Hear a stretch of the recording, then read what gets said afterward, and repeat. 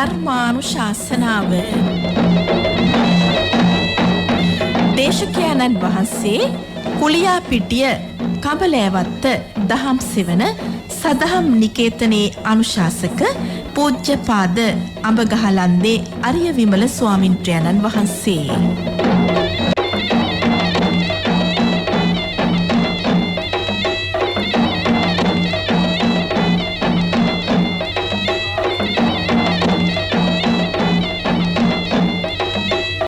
නමෝ තස්ස භගවතෝ අරහතෝ සම්මා සම්බුද්දස්ස.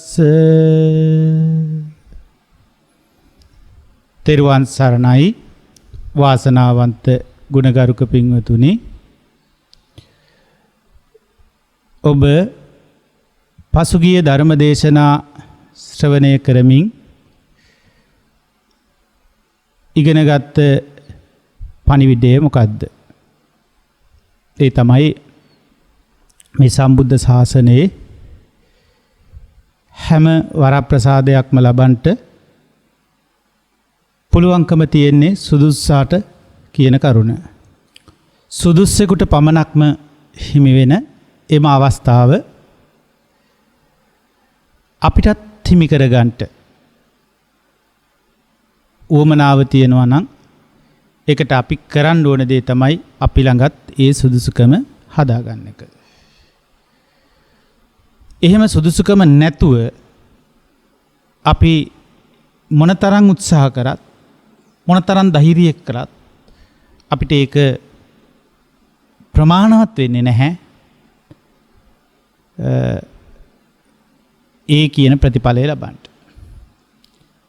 එනිසා මේ බුදු සසුන කියන්නේ මොකක්ද, මොන වගේ දෙයක්ද කියලා අපි පැහැදිලි කරගත්ත පසුගිය ධර්ම දේශනාව තුළ. ඒ බුදු සසුනේ ප්‍රතිඵල ලබනවා කියන්නේ මොන වගේ දෙයක්ද කියන එකත් යම් අදහසක් ඇති කරගත්තා. ඒ අදහසට අනුව අපිට මේ ප්‍රතිඵලය ලැබෙන්න අපි ගාව තියෙන්න ඕන සුදුසුකම ඇති කරගන්න පුද්ගලයා කවුද? එතකොට මේ පුද්ගලයා මොන වගේ කෙනෙක්ද කියලා ඉගෙන ගන්න එකයි අපිට ඊළඟට තියෙන්නේ. පින්වත්නි, බුදුරජාණන් වහන්සේගේ බුද්ධ දේශනාවේදී මේ සම්බන්ධයෙන් උන්වහන්සේ පෙන්වා දෙන්නේ මේ සුදුසුකම ඇති වෙන්නේ කාටද කියලා. ඉතාම පැහැදිලිව පෙන්නලා තියෙනවා. මේ ධර්මය අවබෝධ කිරීමේ කටයුත්තේදී කතා නොකරම බැරි පුද්ගලයෙක් ගැන බුදුරජාණන් වහන්සේ පෙන්නනවා. ඒ තමයි පින්වතුනි සත්පුරුෂයා. සත්පුරුෂයා කියන කෙනා තමයි මේ සෑම දෙයක්ම ශාසනය තුල සිදු කරගන්නේ. ශාසනය තුල හැම යහපතක්ම මතු කරගන්නේ සත්පුරුෂයා. සත්පුරුෂයාට ලැබෙන මේ අවස්ථාව කවදාවත් මේ සම්බුද්ධ ශාසනය අසත්පුරුෂයෙකුට ලැබෙන්නේ නැහැ. මේ කරුණ ඊටාම පැහැදිලිව තේරුම් ගත යුතුයි.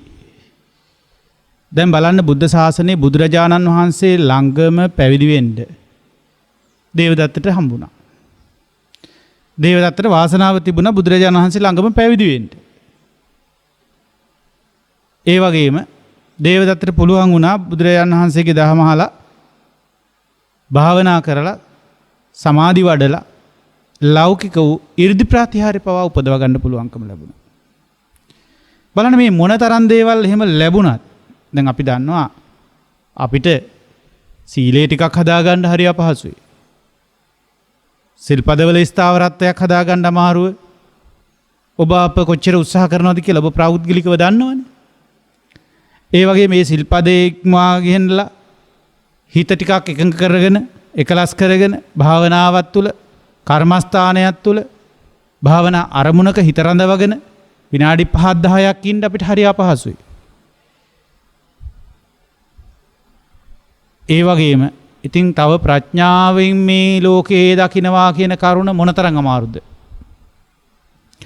ඒ වුණාට දේවදත්තට පුළුවන් වුණා හිත ඒකාග්‍ර කිරීම කොච්චරට දක්ෂව කළාද කියන්නේ ලෞකික 이르දි ප්‍රතිහාර්ය පවා උපදව ගන්න පුළුවන් වුණා. එහෙම ස්වභාවයක් ඇතිවිච්ච දේවදත්ත ඇයි ඒ තත්ත්වයෙන් පිරිහිලා ඒ ලෞකික ධ්‍යාන පිරිහිලා අවසානයේ අපාගත තැනකට පත්වෙන්ට කටයුතු සිද්ධ වුණේ ඇයි? සබාදහම සුදුස්සාට සුදුසු තැන දුන්නා. මොකද්ද ඔහු ගාව තිබිච්ච ඒ සුදුසුකම? තමයි අසත්පුරුෂකම. එයාට ඒ වගේ ඉරණමක් ළඟා කරලා දෙන්න තමන් තුළ එයා හදාගෙන තිබිච්ච සුදුසුකම තමයි අසත්පුරුෂකම. ඔහුට මේ ධර්මය අවබෝධ කිරීමේදී අර ලෞකික ධ්‍යාන 이르දි ආදී ඒවල් උපදවා ගන්න තිබුණත් අර අවශ්‍ය කරන සත්පුරුෂකම නැමැති සුදුසුකම තමන් තුළ සපිරිලා තිබුණේ නැහැ. ඒ නිසා බුදුරජාණන් වහන්සේගේ ඒ ශ්‍රේෂ්ඨ වූ අමිල වූ නිර්මල වූ පිවිතුරු ධර්මයේ උරුමකාරයෙක් බවට පත් වෙන්න දේවදත්ත අසමත් වෙනවා. දේවදත්ත එහෙම අසමත් වෙන්න හේතුව තමයි එහෙමනම් සත්පුරුෂයෙකු වෙන්න බැරි වීම.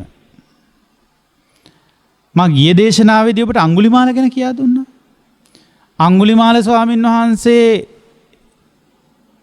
ඒ ස්වාමීන් වහන්සේ කෙනෙක් වෙන්න පෙර ආතුව මිනිමරුවෙක්. මනුෂ්‍ය ඝාතන කරමින් හිටියේ. ඉතින් එහෙම තැනක හිටපු අඟුලිමාලට පුළුවන් වෙනවා බුදුරජාණන් වහන්සේගේ අනුශාසනාව ඉදිරියේදී හික්මෙන්න. ඒ ආර්ය ධර්මයේ මනාකොට හඳුනා ගන්න පුළුවන් වෙනවා. හඳුනාගෙන ඒක තුල හොඳට හික්මෙන්න පුළුවන් වෙනවා. ඒ ලක්ෂණය තමා තුල ඇති කරගෙන තිබුණා. ඉතින් ඒ නිසා සත්පුරුෂකම හැම දුර්වලකමක්ම යට කරගෙන අපි යහපත් තැනකට අරන් එනවා. යහපත් ධර්මයක් තුල අපිව පිහිටවනවා. උතුම් බුද්ධ ශාසනයක උරුමය අපිට ලබලා දෙනවා. ඒ වගේම අසත්පුරුෂකම මේ බුද්ධ ශාසනයත් එක්ක කටයුතු කරන අයගේ පවා ඒ ශාසනික කටයුතු වලින් එයාව බැහැර කරවලා ඒ අසත්පුරුෂකම තමාව මේ ශාසනයෙන් බැහැරට ඇදගෙන යනවා. ඒ නිසා මේ සත්පුරුෂකමත් අසත්පුරුෂකමත් පිළිබඳව අපි වැඩි වශයෙන් අධ්‍යයනයකේ දෙන්න ඕන. ඉතින් බුදුරජාණන් වහන්සේත් බොහෝමයක් බුද්ධ දේශනා ආරම්භ කරද්දී මේකෙ පෙන්ලා දෙන්නේ මේ ශ්‍රතවත් ආර්ය ශ්‍රාවකයා මේ ධර්මය අවබෝධ කරන ආකාරයයි. අශ්‍රතව පෘථග්ජනයා මේ ධර්මයට ආදක්ෂ වෙලා මේ ධර්මයෙන් බැහැරට ගිහින් සාංසාරික දුකට සාංසාරික ගමනකට උරුමකම් කියන බවයි. ඉතින් බුදුරජාණන් වහන්සේ එහෙම සූත්‍ර දේශනා ගණනාවක මේ කාරණාව මතු කරමින් තමයි දේශනාව විවර කරන්නේ. ඉතින් ඒ නිසා පින්වතුනි ඔබ ඊටාම කල්පනාකාරීව කටයුතු කරගත යුතුයි. මේ සම්බුද්ධ ශාසනයේදී අපිට ඒ බුදු සසුනේ අවශ්‍ය සියලුම ශක්ති ටික උපදවා ගැනීමේදී ශාසනික ශක්ති කදම්බයක් අපිට උපදින්න තියෙනවා තව. ශාසනය තුල වැඩ කටයුතු කර ගැනීමේ ශක්ති ටික තව අපිට ලැබිලා නැහැ. ඒ ශක්ති ටික අපිට ලැබෙන්න නම් අපේ සිතේ මේ ඇති කරගන්නා සත්පුරුෂ ගුණධර්මය සත්පුරුෂ ස්වභාවය තුලමයි අපි සත්පුරුෂයෙක් බවට පත් වෙන්නේ. ඒ නිසා යම් වූ අසත්පුරුෂ ලක්ෂණයක් අපි ගාව ඇති වුණොත් ඒ අසත්පුරුෂ ලක්ෂණය හේතුවෙන් ඉතිරි අසත්පුරුෂ ලක්ෂණ දෙතෙන්ට ඒක රාශී වෙනවා. ඒ පිළිබඳ අපිට අවබෝධයක් නැතිකමින්ම. ඒ නිසා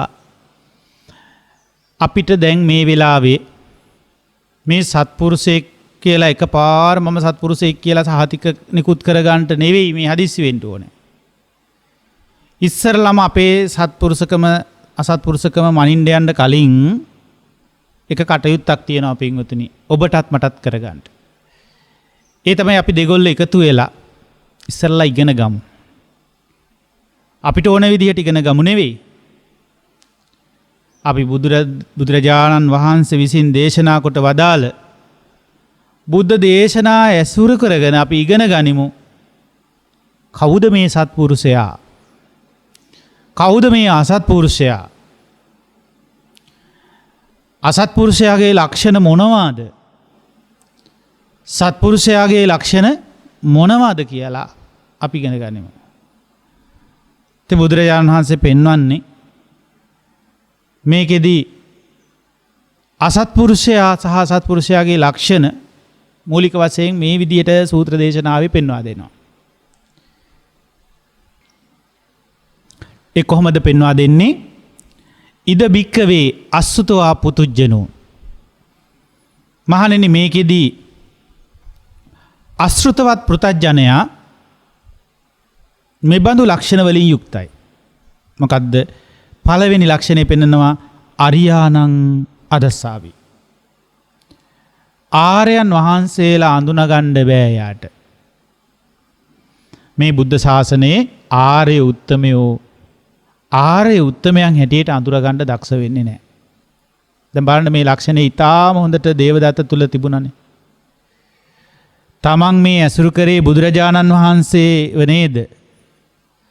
ගෞරවාදරයෙන් ඇසුරු කරොත් මේ ප්‍රතිඵල හිමි වෙනව නේද? මේ කොම අඳුරගන්න දේවදත්තට බැරුව යනවා පින්වතුනි. දේවදත්ත මේ එක්ක කටයුතු කරන්නේ, එක්ක වැඩ වාසය කරන්නේ, එක්ක දානේ වළඳන්නේ. මේ නිරන්තරයෙන් ඇසුරේ යෙදී සිටින්නේ බුදු කෙනෙකුගේ ශාසනයක බුදුරජාණන් වහන්සේ සමීපයේ නේද කියලා දේවදත්තට අඳුරගන්න බැරුව යනවා මේ බුදුරජාණන් වහන්සේ නේද කියලා. ඒ නිසා දේවදත්ත හැමතිස්සෙම අඳුරගත්තේ තමන්ගේ මස්සිනා හැටියට.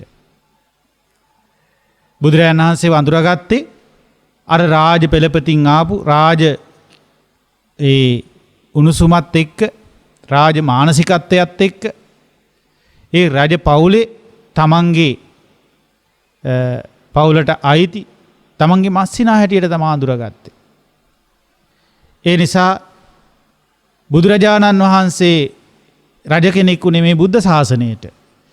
ඒ නිසා බුද්ධ ශාසනික උරුමයන් බලහත්කාරයෙන් ලබා ගැනීම, ඉල්ලීම් ඉල්ලා ජය ලබා ගැනීම, බලාපොරොත්තු වෙලා උරුමයන් ඉල්ලා සිටීමෙන් ඒ ශාසනික දේ ලැබෙනවා කියලා තමයි දේවදත්ත හිතුවේ.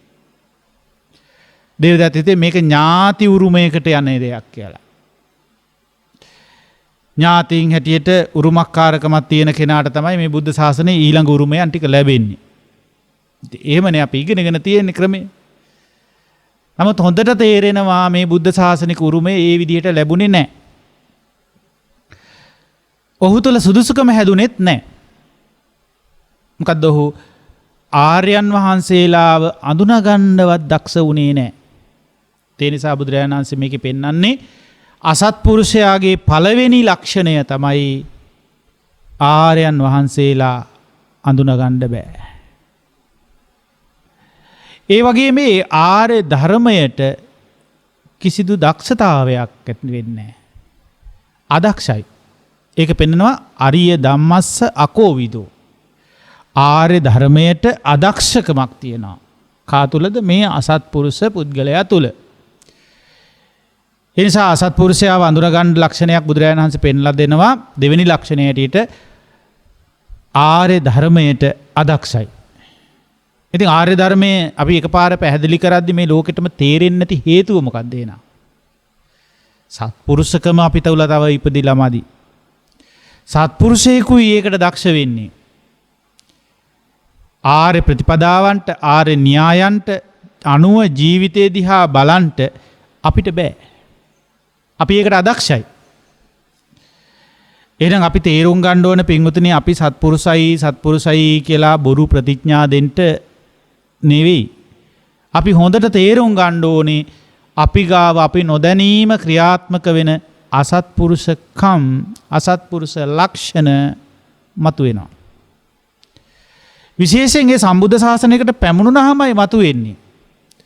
තවත් අසත්පුරුෂ පිරිසක් අතරේ අපි ඉන්නකොට ඒ අයට සාපේක්ෂව අපි සත්පුරුෂ වගේ පේන්න පුළුවන් අපිට. අපි අසත්පුරුෂ ජාලයක් මැද්දේ ඉන්නකොට ඒ අසත්පුරුෂ ජාලයේ ඉන්න අනිකුත් අයට සාපේක්ෂව අපි හොඳ වැඩ ටිකක් කරනවා වෙන්න පුළුවන්. අපි ටිකක් හොඳින් ජීවත් වෙනවා වෙන්න පුළුවන්. ඒක අපි සත්පුරුෂකම කියලා උපරිමය කියලා හිතුවොත් එහෙම අපිට ඇත්තම සත්පුරුෂයෝ වෙන්න අපිට බැරි වෙලා යයි. බුද්ධ ශාසනයේ අවසන් වෙලා යයි.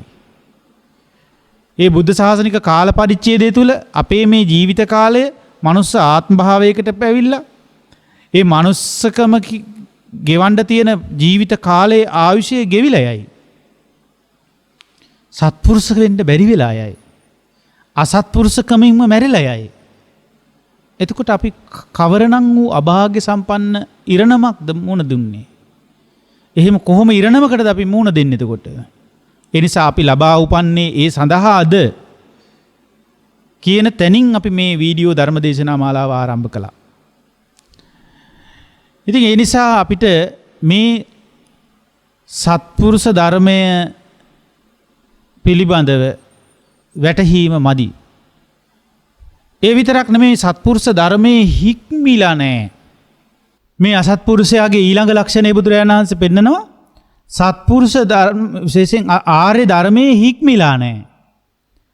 ආර්ය ධර්මයේ තුල ආර්යයන් වහන්සේලා අඳුනා ගන්න බැරිකම පළවෙනියෙන් තියෙනවා. ආර්ය ධර්මයට දක්ෂ නැතිකම තියෙනවා. ඒ වගේම මේ ආර්ය ධර්මයේ තුල ශික්ෂණය ලැබලා නැහැ. හික්මීම ලැබලා නැහැ. ඒ නිසා හැම වෙලාවෙම මතුවෙන්නේ නොහික්මුණු ගතියක් ඒ තුල. එතකොට මේ නොහික්මුණු ගතිය සාමාන්‍ය ලෝකයේ අර අසත්පුරුෂ සමාජයක්ම ඉන්න තැනක පේන්න පුළුවන් යම්කිසි හික්මීමක්. හැබැයි ඒ හික්මීම අපිට තිබ්බ තැනින් අපි තීරණය කරනවා නම් අපි සත්පුරුසයි මේ අය අසත්පුරුසයි කියලා. අපි තවත් ආර්ය ධර්මයේ ගැඹුරකට ගිය පිරිසක් අතරට ගිහිල්ලා බලපුවම අපිට එතන ඉන්න බෑ හික්මිලා. නොහික්මුණු ගති ලක්ෂණ අපේ ජීවිතයේ චරිත ලක්ෂණ තුලින් මතුවෙන්න ගන්නවා. නොහික්මුණු ගති ලක්ෂණ අපේ වචන තුලින් එළියට එනවා. නොහික්මුණු චරිත ලක්ෂණ අපේ සිතුවිලි ධාරා වශයෙන් අපිට එළියට එනවා. ඒ නිසා බිඳුවෙන් බිඳුව මේ ටික පැහැදිලි කරගත යුතුයි. නිසා ආර්ය ධර්මයක් තුල හික්මිලා නැති පුද්ගලයා මේ සත්පුරුෂකම පුරවන්නේ නැහැ. සත්පුරුෂකම එයා තුල පිරෙන්නේ නැහැ. අසත්පුරුෂකමින් පිරලා ඉන්නවා. ඒ නිසා පින්වතුනි අපි මේ සත්පුරුෂ අසත්පුරුෂ දේවල් විශේෂයෙන් ආර්ය ධර්මයකට ගලප ගන්න කටයුතු කර යුතුයි. ආර්ය ධර්මයක් හැම වෙලාවෙම මුණ ගැහෙන්නේ සත්පුරුෂයාට. ඒ නිසා අපිට මේ අසත්පුරුෂයා සතු ලක්ෂණ 3ක් මම කියලා දුන්නා. තව ඉදිරියටත් මේ අසත්පුරුෂයා සහ අසත්පුරුෂයාගේ ලක්ෂණ පිළිබඳ අපි අධ්‍යයනය කළ යුතුයි. එහෙම ඉගෙන ගන්නට අපේ වටිනා කාලය බිඳුවෙන් බිඳුව ඒ වෙනුවෙන් ප්‍රයෝජනෙට ගනිමින් අපි ඉදිරි දේශනා ඔබ වෙත අරගෙන ඒ ධර්මයේ කෙමෙන් කෙමෙන් විවර කරලා දෙමින් ඔබට පැහැදිලි කරමින් අපි හැමෝටම මේ සත්පුරුෂ වෙන්න නම් අසත්පුරුෂකම පිටු දැකිය යුතුයි. අසත්පුරුෂකම පිටු දකින්න නම් අසත්පුරුෂ ලක්ෂණ මොනවාද කියා අපි දැන හැඳින ගත යුතුයි. එයින් අපි කරුණු 3ක් පිළිබඳව අසත්පුරුෂ ලක්ෂණ 3ක් පිළිබඳව අපි සාකච්ඡා කළා. නැවත මතක් කළොත් ආර්යයන් වහන්සේලා අඳුනා ගන්න බෑ. ඒක පළවෙනි එක. දෙවෙනි එක ආර්යයන් වහන්සේලාගේ ඒ ධර්මයට දක්ෂ නැහැ. තුන්වෙනි එක ඒ ආර්යයන් වහන්සේලාගේ ඒ ආර්ය ධර්මය තුල හික්මීමක් වෙලා නැහැ. ඒ නිසා මේ ආර්ය ධර්මය තුල නොහික්මුණු ගති ලක්ෂණ මතුවෙමින් කවුරු හරි ක්‍රියාත්මක වෙනකොට අඳුරා ගන්න ඕනේ තාම සත්පුරුෂ භාවයට පැමිණලා මදි. අසත්පුරුෂ ලක්ෂණ ක්‍රියාත්මක වෙනවා. ඒ නිසා ඉදිරියටත් ඒ අසත්පුරුෂයා එහෙම අසත්පුරුෂ ඒ විදිහට ආර්ය ධර්මයක් අඳුනා ගන්න බැරි තැනකටපත් උනේ ඇයි කියන කරුණුත් තව සාකච්ඡා කරමින් ඔබට කරුණු ගෙනෙන්න උත්සාහ කරනවා. ඔබ රැඳී සිටින්න, ඔබ මේ ධර්මයේ තුල රැඳී සිටින්න, මේ දේශනා ශ්‍රවණය කරන්න නරඹන්න. මේ හා බැඳුණු පොත්පත් පොත් පිංචවල් ඔබට ලබා දෙන්න අපි ධර්ම දානයක් හැටියට සූදානම්ෙන් සිටිනවා. ඒවා ඔබට ගෙන්ව ගන්න ඕනේ ආකාරය මේ වීඩියෝ වලට පහලින් විස්තර සහිතව දැනුවත් කරලා තිබෙනවා. ඒවා කියවා බලා ඒවට යොමු වෙලා ඒ අවශ්‍ය කරන ආයුධම්පත් පුරවා එවමින් ඔබගේ Gmail පිළිබඳව අවධානය ඔබ යොමු කරන්න. සෑම දවසකම සන්ධ්‍යා කාලයේදී හෝ උදෑසන කාලයේදී ඒ Gmail පරීක්ෂා කර ඔබට වැදගත් විදිහේ ධර්මානුශාසනා ඒ වගේ මේ ධර්මානුශාසනාවන්ට ඔබ යොමු කරවන සබැඳියාවන් ලින්ක්ස් ඔබට තැපේවි. ඒ වගේම නිවැරදිව මේ දහම හසු කර ගන්න ඕනේ කොයි විදිහටද කියන උපදෙස් ඔබට ලැබේවි. ඒවා ඔබේ Gmail එකට පෞද්ගලිකව ලැබෙනකොට ඒවා කියවලා බලලා ඒවත් එක්ක යොමු විය යුතු කරුණු වලට යොමු වෙලා දුරු කරගත යුතු කරුණු වලින් මිදිලා ඔබට කටයුතු කරන්න උපදෙස් ලැබේවි. ඒ උපදෙස් මාලාවන් ඔබ වෙත ගෙන්වා ගැනීමට, ඒ පොත් පිංචවල් ඔබට ගෙන්වා ගැනීමට, ඒ වගේම තවත් මහ විශාල සවියක් මේ දේශනා ටික ශ්‍රවණය කරමින් මේ දේශනාවල තියෙන සාරය ඔබට උරා ගැනීමට, ජීවිතයට අවශෝෂණය කර ගැනීමට විශාල සවියක් ඒ තුලින් ඔබට ලබා ගන්න පුළුවන්කම තියෙනවා. ඒ නිසා මේවා සමග ඒකාත්මික වෙන්නට ඔබේ අවධානය යොමු වේවා. මේ වීඩියෝ එක විතරක් බලලා ඒක ඉක්මනට අයින් කරලා අපි ආයෙමත් විනෝද ජනක දේවල්, ආස්වාද ජනක දේවල් වලට මේ අන්තර්ජාලය ඔස්සේ යොමු වෙනවාට වඩා මේ බැලූ වීඩියෝ පිළිබඳ තව ටිකක් විමසන්න පල්ලහැට ගිහිල්ලා කමෙන්ට්ස් වලට ගිහිල්ලා කමෙන්ට්ස් ඉදිරිපත් කරන්න, ඉදිරිපත් කරලා තියෙන කමෙන්ට්ස් බලන්න, ඔබේ අදහස මොකක්ද කියලා හිතන්න. එතකොට ඔබට යමක් ඒ වගේ ඉගෙන ගන්න තියෙනවද, නැත්නම් ඒ අදහස් වලට ඔබටත් අදහසක් එනවා නම් ඒවා ඒකට එකතු කරන්න. ඒ වගේම එහි තියෙන විස්තර අනුව මේ ඒ විශේෂ විස්තර වලට හොයාගෙන යන ලින්ක්ස් මතු කරගන්න, සැඟවිලා තියෙන ලින්ක්ස් මතු කරගන්න, සැඟවිලා තියෙන කමෙන්ට්ස් මතු කරලා බලන්න. මේ පිළිබඳවත් ඔබ ඒක තමයි මේ ධර්මයේ තුල ඔබ යමක් කරනවා කියලා කරන්න තියෙන ඒ ටික. ඒතර ඔබ දන්නෙත් නැතුව ඔබව දියුණු කරවන ආර්ය ජීවිතය තුල නගා සිටවන වැඩපිළිවෙලකට හෙමින්පත් වෙනු ඇති. ඒ මග ඔබට ඒ වයින් හමු වෙනු ඇති. ඒ නිසා ඔබේ හිත නොවිසිරෙයි, මේ ධර්මයේ තුල එකඟ වී කටයුතු කරගන්න ශක්තිය ඔබට ලැබේවා. උතුම් දහමම මතුවේවා. උතුම් චතුරාර්ය සත්‍ය ධර්මයේ ඉතා ඉක්මනින් මතු කරගන්න, අවබෝධ කරගන්න, ඥානය වැඩෙන්න, සත්පුරුෂකම බිහි වේවා, අසත්පුරුෂකම පිටු දකින්න ඔබට ලැබේවා කියලා ආශිර්වාද කරමින් අද ධර්ම දේශනාව අවසන් කරනවා. ඔබට වාසනාවන්ත ධර්මානුකූල අනාගතයක් ලැබේවා කියලා ආශිර්වාද කරනවා. හැම දිනාටම තෙරුවන් සරණයි.